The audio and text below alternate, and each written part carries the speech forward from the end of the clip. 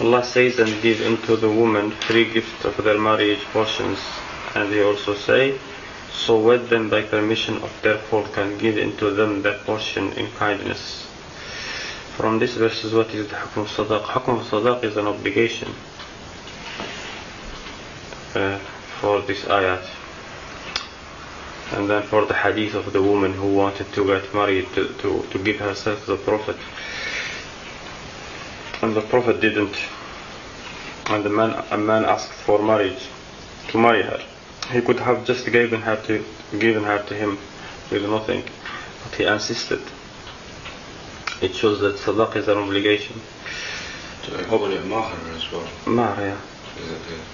Is it sadaq, Mahr? So yeah. It's the same thing. It's the same thing. Now this sadaq is an obligation, but it's not a condition in marriage. Because if a man married without sadaq, his marriage is still valid. The ayah says, وَإِن طَلَّقْتُمُوهُنَّ مِنْ قَبْلِ أَن تَمَسُّوهُنَّ وَلَمْ تَفْرِضُوا لَهُنَّ فَرِيضًا. If you divorce them before you touch them, and you have given them, you have mentioned a mahr, or you have given them a mahr. So if you call it divorce, that means they are married. And it says clearly that you have not given them any mahr. And you have not given them any mahr. You have not mentioned the mahr. As long as they have not mentioned the mahr, if they have not mentioned the mahr in the marriage, still marriage is valid. The second thing is, what is the maximum and minimum dowry? A woman was married for a pair of sandals, and the Prophet asked if she was happy with this because she was from a high status. Tell me then. Yeah, there is the hadith of the pairs of sandals is not really the best hadith, but the hadith of the woman who the Prophet, the man who was going to marry the woman, it was giving her half of his izar, the only thing that he refused, because there was nothing left for the man to wear, and it won't cover her herself. And then he asked him to get a ring from iron that has no value, and in the end he told him to teach her Quran as well. Teaching Quran can be for the very small price if the two people agree. So there is no really a value. Abu Hanifa says it's 10 dirham, Malik says it's 3 dirham.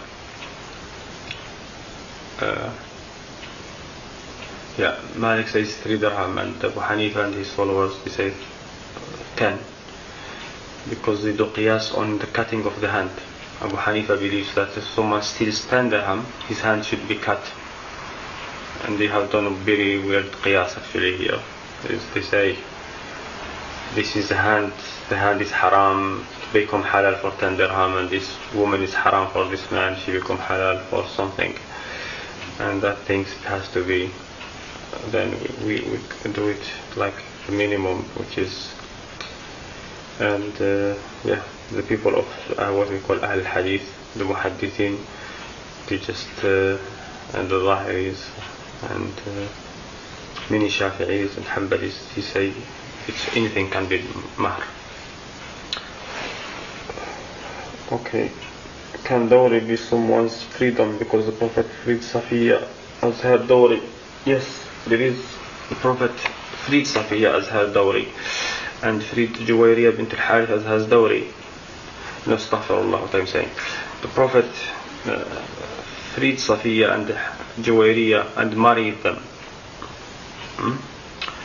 He freed Safiya and Juwayriya and married them. This is what he has done. As has dowry, no. We don't have that clear to say. We have the hadith of Anas ibn Malik in Bukhari and hadith of Ibn Umar that the Prophet married Safiya and made her freed Safiya and married her, and that was her dowry.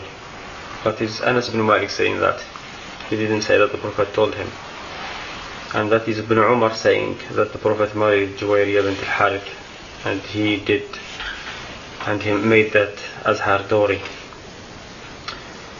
That is not the saying of the Prophet as well. He didn't say they were there and he told her, even if the Prophet married Safiya and he didn't mention a dowry or married Juwayriya, that doesn't mean that her freedom was her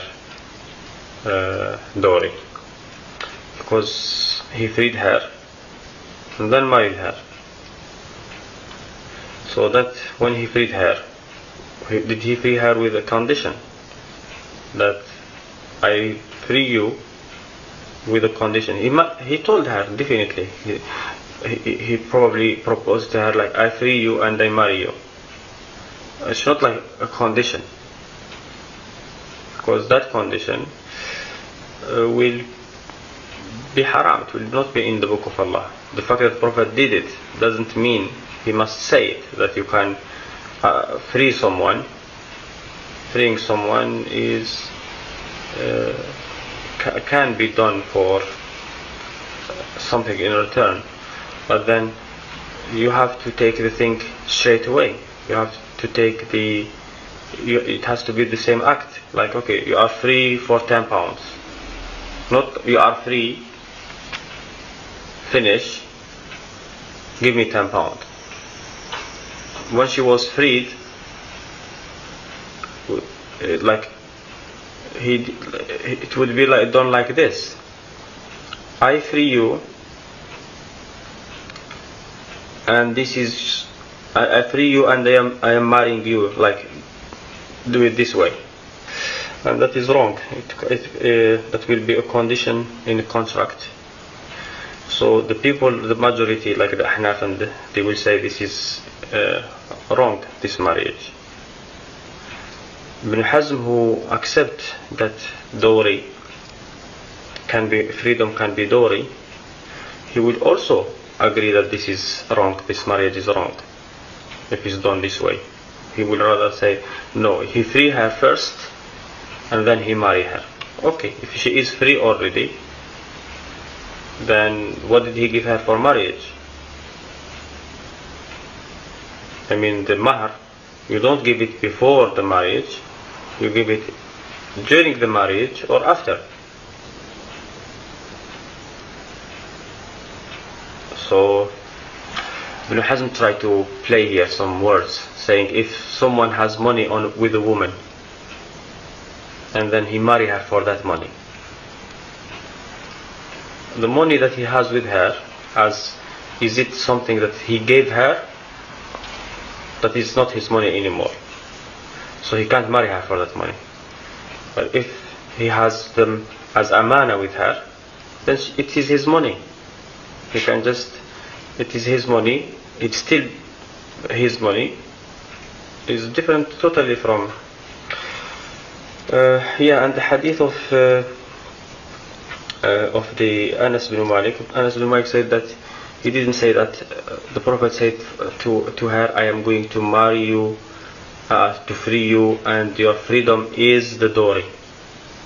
He said the hadith of Muhammad bin Ishaq, which is weak, where he said to Juwayriya bint al-Harith, I will free you and marry you. Yeah, free her and marry her with Mahr. There is nothing wrong with that. Or even if he doesn't mention a Mahr, he will have to give it later, or she asks for it. Because if a man marries a woman without Mahr, the marriage is valid. And because he didn't mention anything, then he doesn't have to give anything until she asks for something. The hadith also of Abu Musa al-Ash'ari, that 3 people will get their reward. One of them is a man who had a slave girl. He taught her and taught her the best manners and knowledge, and then he freed her and married her. It doesn't say that her freedom was the marriage, was the dowry. Yeah. So, yeah, here when I looked at it at the beginning, I thought you said the Prophet freed Safiya and married her. No. Yeah, freed Safiya and married her, that's true. But the freedom being the dowry, there is nothing to support that, because she was freed before the marriage has been done. Safiya here also,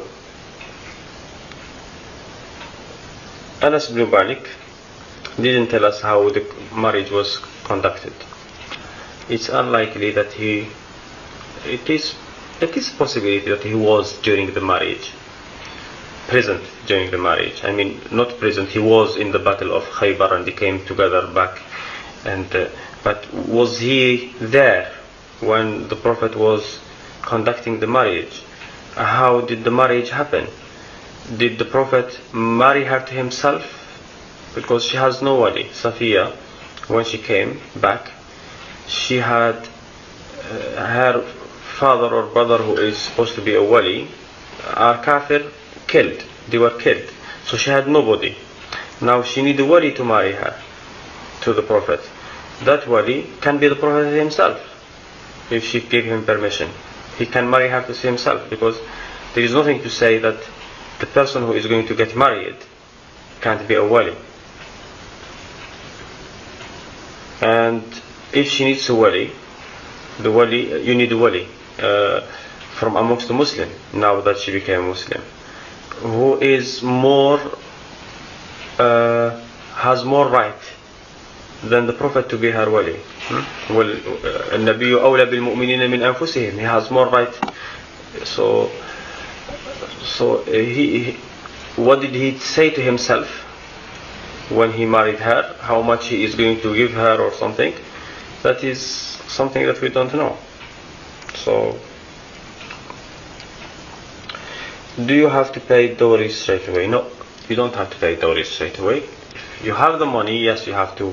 If you mention a dowry and you have the money present, then it is an obligation to give it straight away, because matlul ghani dhulm, the delaying of the paying of the loan of someone who is who has the ability, ghani, someone rich, meaning having enough to pay, it is unjust. So every person who has no loan to delay it, like his loan is due because it's not mentioned like time, then he must pay it straight away. If he doesn't pay it straight away, he will be doing haram. But the marriage, even without dowry, it's still okay. But delaying the dowry, if he marry her for something that he doesn't have, for example, I will give you this or that, I don't have it right now, but I will in the future, but it's still fine. It's just something that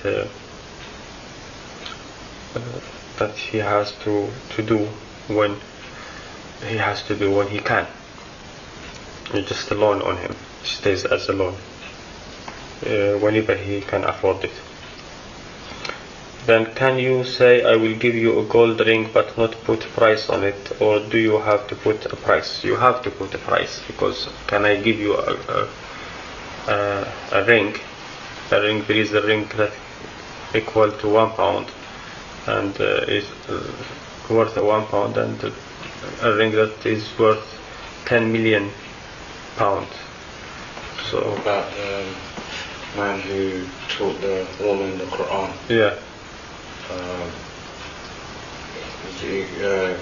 علمها من القرآن. Teach her from Quran. So that is it. That's the price there.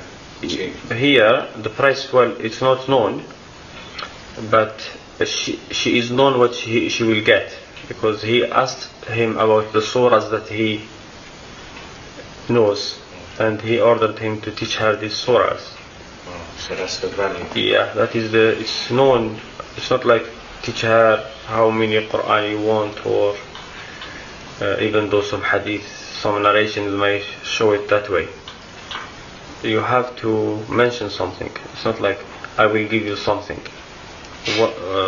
Later they will differ, and we don't know. The problem only here, if he doesn't mention anything during the act, what is he going to give later if there is any dispute? That is something different. If the marriage has been done without mentioning of any dowry, then I will say she doesn't deserve anything later. She didn't ask for Mahr during the marriage. Because to say she deserves something, you have to say what? Is it what he says, or what she says, or what the judge says? Every one of these, if you say something, what is the proof that he